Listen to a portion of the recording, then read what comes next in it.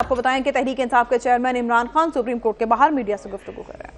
जो बारिश हुई है बजाय सबूतों की बारिश होने की बजाय सबूतों के अंबार के टेक्निकलिटीज के अंबार आ गए हैं। सबूत हम सोच रहे थे कि अब तक अदालत में आ जाने चाहिए, लेकिन बेंच की भी ऑब्जर्वेशन है नहीं आए। मैं आज जो बात करना चाहता हूँ वो ये, और मुझे पता है कि मेरे बाद वो आएंगे मरियम की गैंग बोलने के लिए, तो मैं इस वक्त कोई अपनी तरफ से चीज़ नहीं करूँगा। सवाल मैं सिर्फ ये पूछूंगा कि फ्रेडरिक ओबरमायर जो सहाफ़ी थे जिन्होंने मोसेक फोंसेका का जो ये सारा जो कंप्यूटर हैक हुए थे, उन्होंने जो ICIJ को जो मटेरियल दिया था, उन्होंने आज कंफर्म किया है कि मरियम नवाज बेनिफिशरी ओनर हैं वो दो कंपनीज की जो मेफेयर के फ्लैट्स ओन करती हैं, यानी मालिका हैं मरियम नवाज, मालिका हैं मेफेयर के फ्लैट्स की। ये कंफर्म कर रहे हैं। ये अखबार में जो अखबार का भी मैं पढ़ दूं, बड़ा मुश्किल नाम है,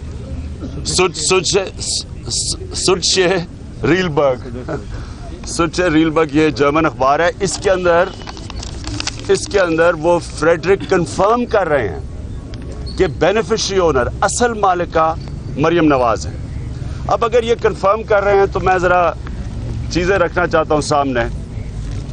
अगर ये कंफर्म करें, इसका मतलब कतरी का लेटर फ्रॉड है, वो एक फेक है, वो बाद में बनाया गया है।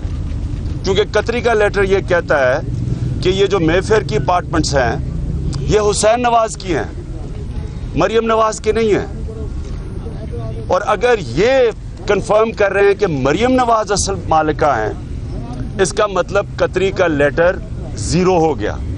अगर कतरी का लेटर ज़ीरो होता है, इसका मतलब मनी ट्रेल ख़त्म हो गई। जो एक ही मनी ट्रेल अभी तक सामने आई है, जो नवाज शरीफ ने अपनी तकरीर में पार्लियामेंट में कहा कि हमारे पास सारे दस्तावेज़ात हैं, हमारे पास सारे सबूत हैं मनी ट्रेल के, तो वो सबूत तो कोई नहीं निकला अभी तक। और एक जो निकला वो था कतरी का ख़त।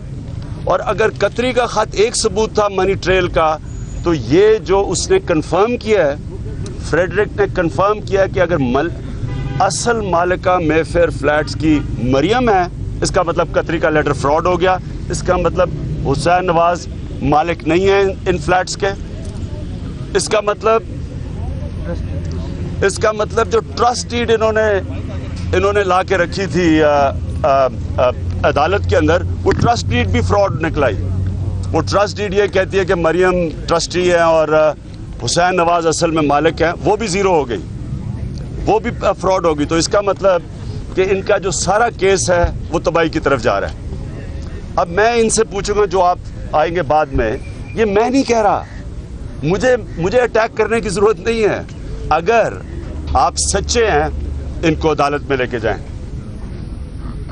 ये जर्नलिस्ट को, ICIJ को, इनको अदालत में लेके जाएं।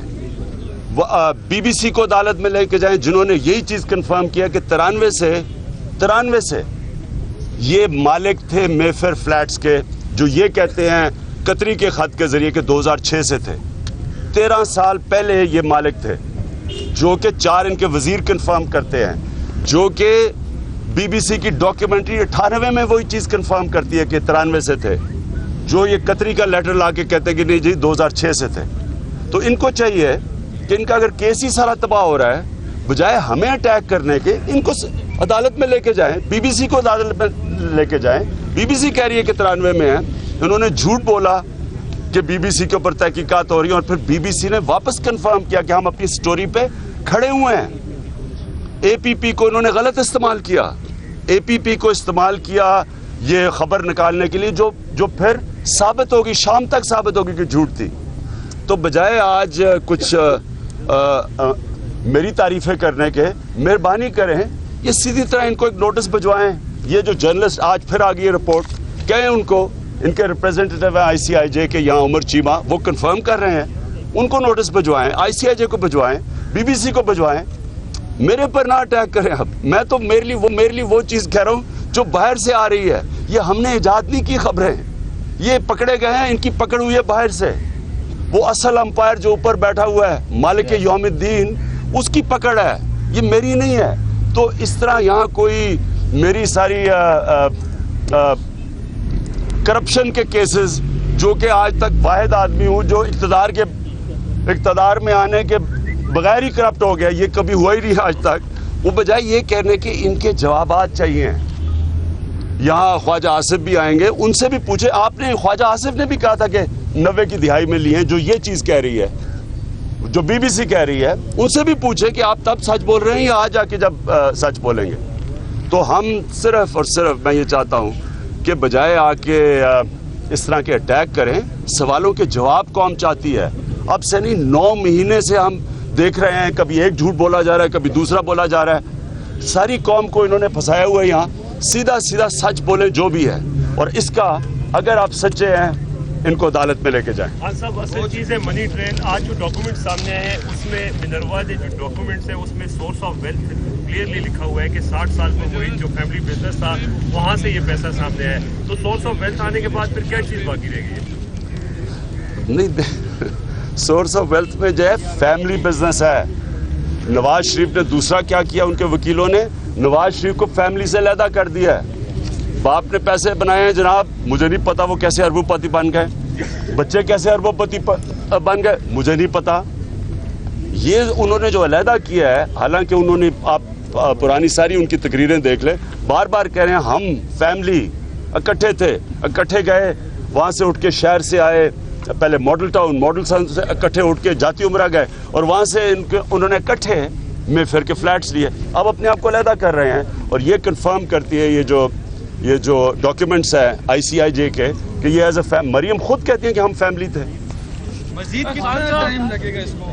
جی خان صاحب, تمام مبصرین جو سیاسی مبصرین ہیں ان کا کہنا یہ ہے کہ پنجاب میں آپ کا تنظیمی ڈھانچہ جو ہے وہ زیرو ہے, یعنی کہ آپ نے کسی قسم کا کام نہیں کیا, اور اگر آج بھی الیکشن ہو جاتے ہیں تو آپ پھر ہار جائیں گے اور بری طرح سے شکست ہوگی, اور پھر آپ اداروں کو الزام دیں گے. بتائیے اس پہ کیا کہنا. دیکھیں جی, اگر کمال ہے کہ تنظیمی ڈھانچوں کے بغیر بھی اتنی بڑی بڑی جلسے ہو رہے ہیں, یہ تنظیم کے بغیر بھی ہو رہے ہیں, تو ہمیں تنظیم کے بغیر انشاءاللہ الیکشن جیتا گا.